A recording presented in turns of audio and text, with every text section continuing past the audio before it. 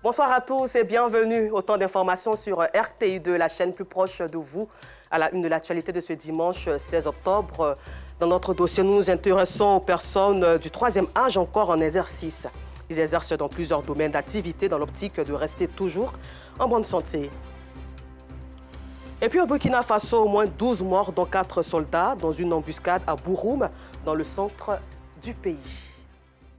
Encore merci à vous de votre fidélité en notre rendez-vous. Tout de suite, notre rubrique du jour, le dossier de la 2.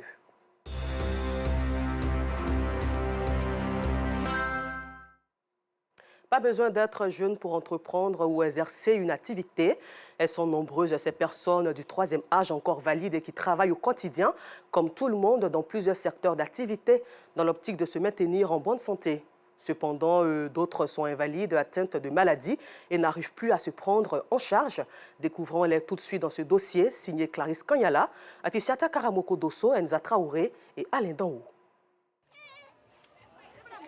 Pour arriver jusqu'à elle, il faut surmonter la pression du grand marché d'Adjamé. Âgée de plus de 84 ans, Aminata n'a pas le choix depuis l'accident de son fils unique, devenu invalide. Elle vend des patates douces pour faire face à ses charges quotidiennes. N'ayant pas de magasin, chaque jour, cette mère du troisième âge subit les bousculades, défie le soleil pour espérer avoir de quoi subvenir à ses besoins primaires. La mendicité n'est pas une bonne chose. C'est pourquoi je préfère vendre des patates. Ça me permet d'avoir un peu d'argent pour manger et payer ma maison. Installée sur cet espace d'environ 2 mètres carrés depuis 2019, Aminata ne passe pas inaperçue. Bien connue dans ce marché, de nombreux clients achètent sa marchandise juste pour l'encourager. Toujours il passe ici, je la vois, il paye patate avec lui. Il n'a pas de moyens, à cause de ça, il s'assoit ici pour vendre. Souvent, s'il passe, souvent même il me fait pitié, il paye patate dans sa main. Elles sont nombreuses, ces personnes du troisième âge encore valides. Si Aminata est obligée de se battre pour survivre, José, lui, essaie de maintenir sa santé. Âgé de 68 ans, il n'a pas perdu ses habitudes. Tous les matins, il respecte sa routine, le sport.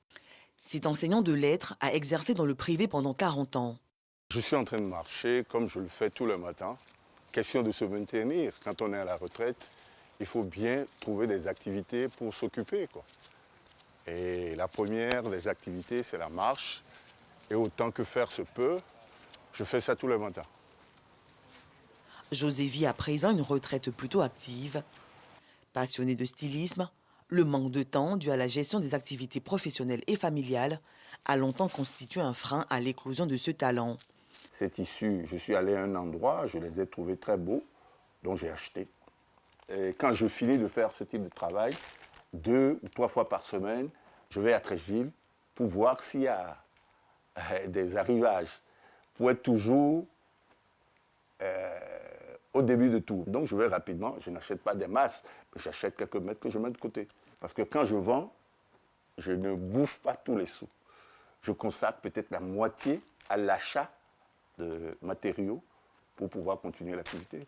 Aujourd'hui, il gère aisément son temps. Il y a des journées sans, où je ne fais vraiment rien. C'est-à-dire, je me consacre à la lecture et à une autre activité aussi que j'avais déjà développée. Je fais de la révision, je corrige les tests. Vous êtes obligé de vous remettre à la tâche pour vivre. Parce que nos pensions ne sont pas importantes. Donc il faut vivre. Et vous avez des engagements. Vous aviez un certain train de vie. Donc vous n'avez pas envie de laisser tomber. Et pour pouvoir maintenir ce train de vie, il faut vous remettre dans une activité que vous aimez. Malgré leur âge, les seniors arrivent parfois à apporter leur pierre à l'édifice de la société. À 70 ans, Kadi est une femme d'affaires. Mariée et mère de 6 enfants, cette septuagénaire est toujours entre 2 avions. La retraite, ce n'est pas un fait en soi. Pour dire je suis à la retraite, je me laisse que je suis à la retraite. Maintenant, là, les gens qui vont à la retraite, c'est des gens pleins d'expérience. C'est des gens qui ont de l'expérience.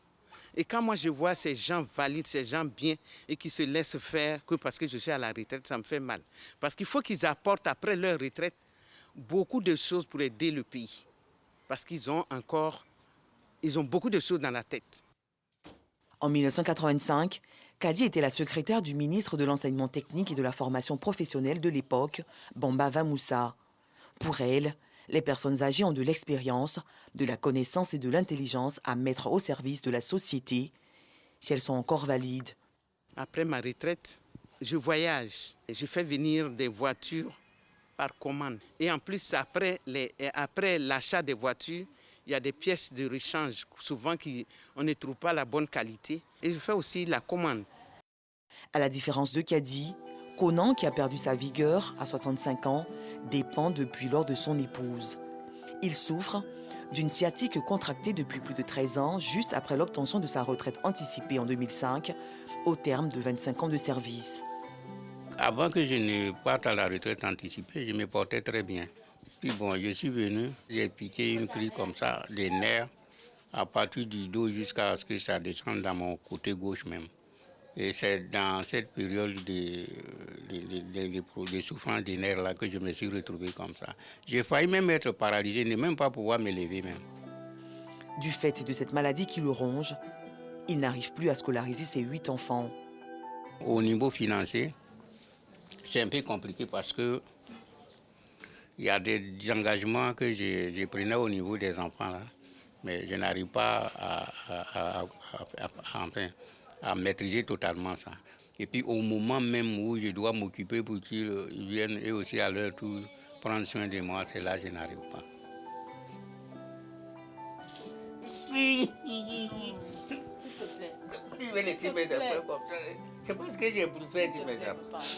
Aujourd'hui, Conan n'a qu'un rêve, retrouver sa santé et travailler pour prendre en charge ses enfants dont il avait planifié l'avenir. Mon souhait premier, c'est ma santé. Si j'étais bien portant là, je ne serais pas resté comme ça. Il y a des gens plus âgés que moi qui sortent facilement, ils vont sur des activités personnelles et puis ils reviennent. Pour aider ces seniors et maintenir leur santé, l'ONG Enfants et Seniors La Généreuse leur rend visite au quotidien pour les sensibiliser à pratiquer des exercices physiques. Les personnes âgées ont des difficultés, elles ont besoin d'être assistées parce que c'est un âge où on a la retraite. Donc, ce n'est pas tout le monde qui, après avoir pris sa retraite, cherche à faire une activité. Généralement, ils sont sédentaires. Ils sont à la maison, ils ne bougent pas. Donc, ce qui atteint leur santé. Voilà, ils se retrouvent facilement avec des maladies comme le diabète, l'hypertension artérielle. Quand je l'avais, j'ai dit, je n'ai pas encore marché. Et puis je mange trop. Mon poids là, elle va venir me demander, maman, ça va? Est-ce que tu as perdu quelques kilos alors que je suis en train d'en prendre? Donc ça m'encourage à faire de plus en plus d'efforts pour pouvoir avoir ma santé. Des personnes âgées, on en trouve dans plusieurs familles à travers le monde. Selon la Banque mondiale, la Côte d'Ivoire compte plus de 700 000 personnes de plus de 65 ans. Le 1er octobre marque la Journée internationale des personnes âgées. Elle rappelle le rôle important que jouent les personnes du troisième âge pour relever les défis mondiaux et contribuer à leur solution avec résilience et courage. Heureux donc celui qui peut finir sa vie dans une douce retraite. Parlons de nutrition à présent, ne laissez personne de côté, améliorer la production, la nutrition, l'environnement et les conditions de vie pour tous. C'est le thème de la 42e édition de la célébration de la Journée mondiale de l'alimentation qui se tient tous les 16 octobre. À cet effet, donc, la Fondation Pagasoro a volé au secours des couches défavorisées des quartiers Sagberan, d'Abobo et Umputo de Cocody afin d'exprimer un élan de solidarité et d'entraide. Yacouba Koulibaly, Afficiata Karamoko Dosso. Pargasoro Kone, natif du quartier Sagberan d'Abobo, plus connu sous le nom de Derrierail, est le président de la Fondation Pargasoro, dont la vocation est de voler au secours des familles à faible revenu. Ce dimanche 16 octobre, il fait de nombreux heureux en offrant des kits alimentaires aux populations en situation de précarité. Un élan de solidarité qui épouse la philosophie de la Journée mondiale de l'alimentation. C'est une journée importante parce que c'est une journée pour nous dire qu'on doit penser aux autres. une journée pour être au service de l'autre, une journée pour être, n'est-ce pas, utile pour l'autre. Et l'autre, c'est qui d'ailleurs? L'autre, c'est celui qui a des difficultés, n'est-ce pas, à avoir ne serait-ce qu'un petit repas par jour. Et ces valeurs de solidarité, de fraternité, ces valeurs d'amour pour son prochain doivent, n'est-ce pas, nous abriter.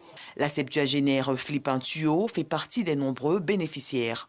Elle et l'ensemble des bénéficiaires expriment leur satisfaction après cette action de portée sociale de la Fondation Pargasoro. Je suis vraiment marquée par ce geste de solidarité et d'entraide. Ce kit alimentaire vient à point nommé pour renforcer la nourriture quotidienne. Merci aux bienfaiteurs. On l'a vu naître ici. C'est un fils du quartier. Et ce qu'il fait pour le pays, nous le remercions. Que Dieu le garde, qu'il lui donne la santé, la paix du cœur, la joie. Et ce qu'il a commencé, que Dieu même achève pour lui. Le geste qu'il a fait ce matin, franchement dit, ça m'a marqué. Et ça a marqué toute la population de Saguérane. Autre commune, même geste.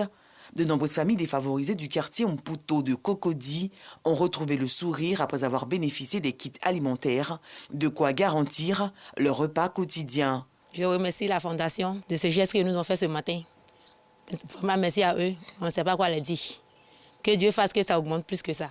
Ce qu'ils ont fait, nous, on remercie beaucoup. C'est où ils ont envie de gagner ça, mais Dieu il va gagner plus ça encore. Sous l'effet de la précarité, de nombreuses familles de la Côte d'Ivoire, à l'instar de celles du monde entier, éprouvent d'énormes difficultés à s'offrir un repas par jour.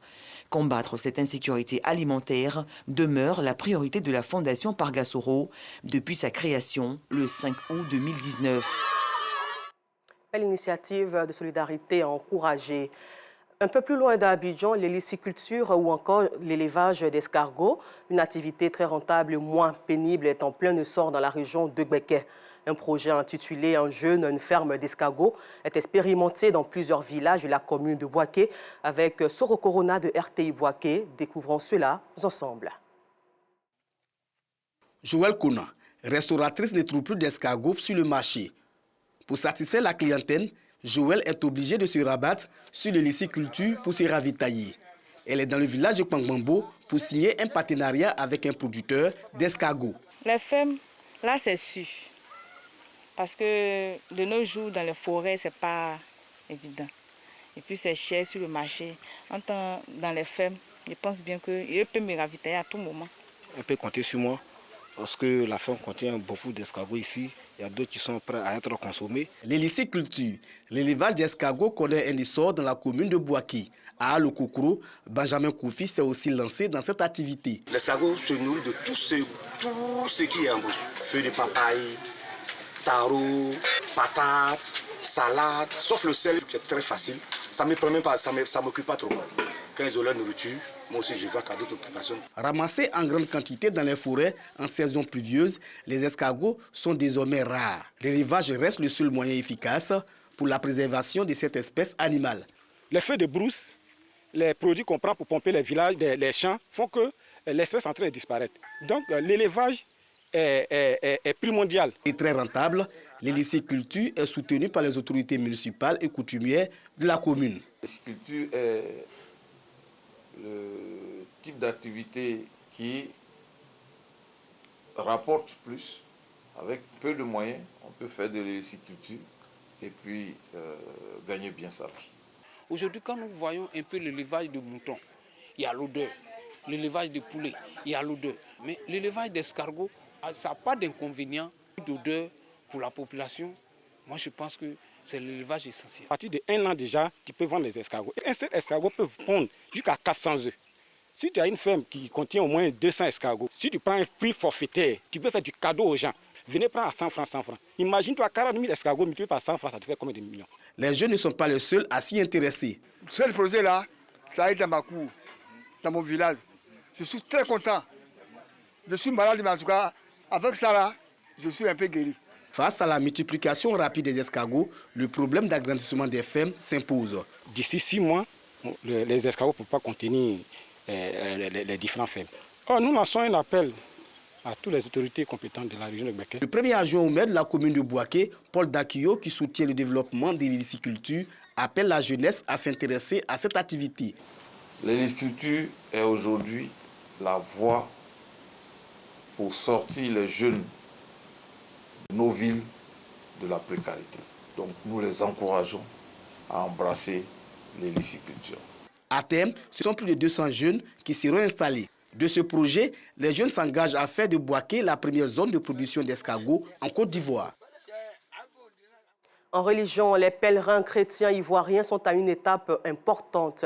La visite du Jourdain où le Seigneur Jésus-Christ de Nazareth a été baptisé par Jean-Baptiste et la mère Morte. Le reportage de nos envoyés spéciaux en Israël, Ami Koulibaly et Clément Boko.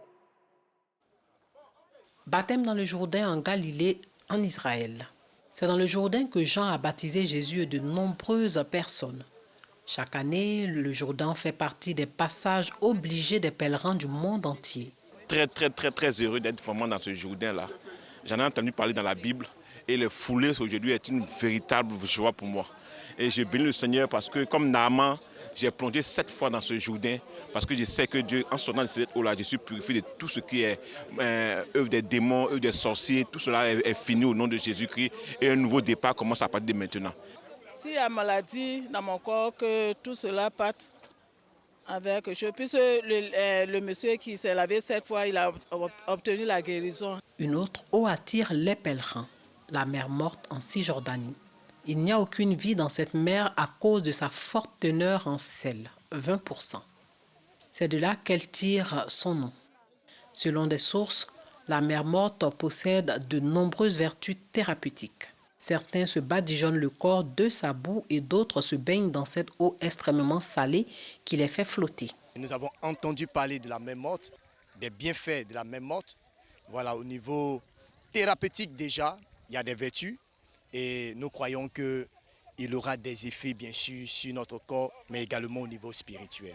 Après la baignade, les pèlerins doivent regagner leur hôtel. D'autres journées chargées de symboles les attendent. La visite des villes de Jéricho, Bethléem et Jérusalem, la ville sainte.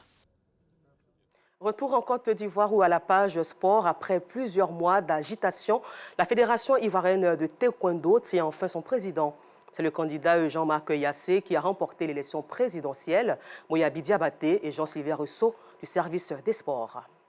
Et enfin, Yassé.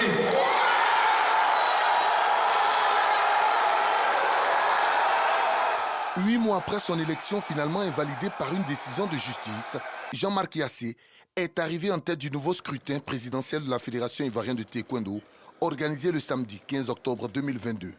Même s'il n'a pas recueilli la majorité des suffrages au premier tour, Jean-Marc Yassé a réussi à faire la différence lors du second tour. Face au candidat Patrice Remarque, le nouveau patron du taekwondo ivoirien s'offre 121 voix contre 117 pour son concurrent.